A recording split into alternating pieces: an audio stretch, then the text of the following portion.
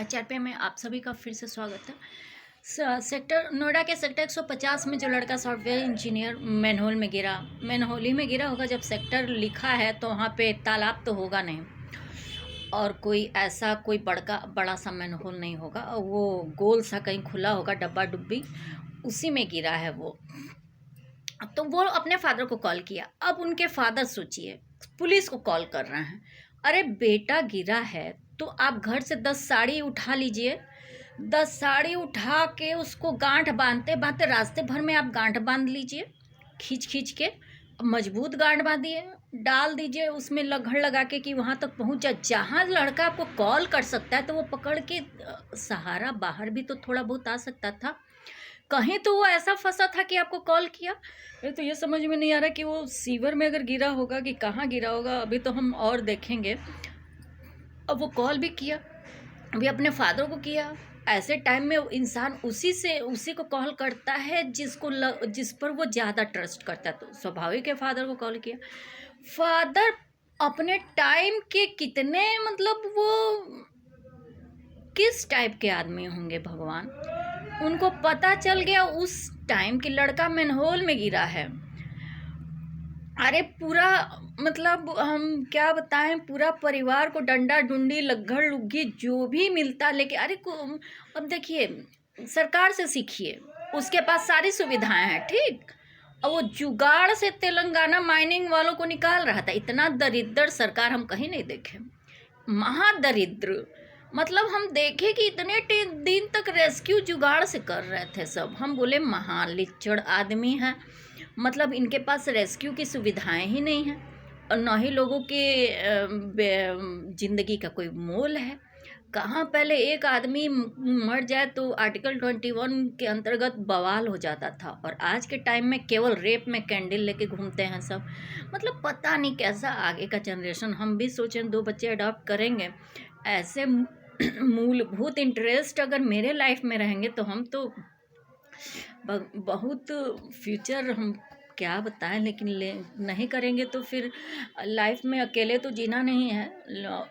इधर उधर रहेंगे तो सब रिस्पेक्ट भी नहीं मिलेगा। दिक्कत तो बात ये है, डिग्निटी की कोई वैल्यू भी नहीं रहेगी। तो लेना तो पड़ेगा ही। एक अपनी फैमिली हो जाएगी इस तरह, और 20 साल लगा देंगे परवरिश में, तो पढ़ाएंगे लिखाएंगे, 20 साल तक मेरी लाइफ अच्छी कटेगी भी। तो वही हम सोच रहे हैं कि वो नहीं आए। पुलिस आई तो फायर ब्रिगेड लेके आई, वहाँ आग लगी थी। और जो अंकल थे बोल रहे थे कि आप कुछ कीजिए, उसमें कूदिए। एक लड़का कोई कूदा था, उसका भी स्क्रीनशॉट रखे हैं। पुलिस वाला कह रहा है हम लोग ये काम करते ही नहीं हैं, फायर ब्रिगेड। वो उसको जो ट्रेनिंग दी गई थी ऊपर जाके अपना वो करने होने का। अरे भैया रस्सा लाए होते, नीचे डाल दिए रहते, रस्सा पकड़ के चलाया रहता। वो लड़का अंतिम लास्ट में शायद अपने फादर से ये बोला कि पापा अब लगता है कि हम बच नहीं पाएंगे, क्योंकि अब हम जा रहे हैं और अब बहुत कुछ ही मिनट बचा है, अब हमारे ख़त्म होने में कुछ वो नहीं हो रहा। अब वो डेड हो गया। आस पास के लोग, और सबसे पहली बात नगर निगम पे केस करके वहाँ का जितने भी इस चीज़ के लिए लाइबल मटेरियल्स हैं उन सब पे केस करके PIL कोर्ट में डालें सब, जो आसपास का जो हो, चाहे नोएडा का नहीं तो उसके जुडिक्शन में जो भी आता हो, तुरंत आज ही डालें सब। नहीं तो हम फ्यूचर में कभी भी उसको देखेंगे ही। जब वीडियो बना रहे हैं तो स्वाभाविक है, HRPA के लिए बना रहे हैं तो देखेंगे ही कि ये मैटर सॉल्व हुए हैं कि नहीं। जितने भी हम बनाते हैं वो मेरे ध्यान में रहता है। और उसके बाद पूरे भारत में अभी देखिए कितना लकवा मारा हुआ दिमाग था जजों का।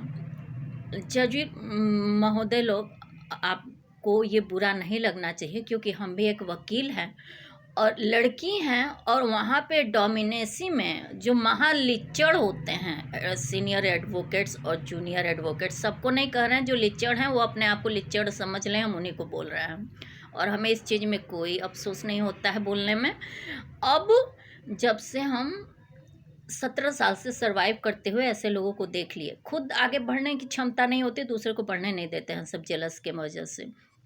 क्लाइंट चोरी करेंगे, पैसा खिलाएंगे और ऐसा ही वो करते हैं। सभी नहीं, अच्छे लोग भी हैं, हमें अच्छे लोग ही सपोर्ट किए जिसके वजह से हम कुछ सीख भी पाए, तो उन लोग को तो बहुत बहुत धन्यवाद।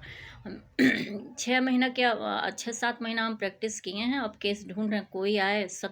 12 साल बाद, 15 साल बाद हम ढूंढ रहे हैं कि केस कोई आए तो हम लड़ें, ताकि आगे के और अनुभव हों और मेरे रिकॉर्ड्स अच्छे हों और जुड़ें।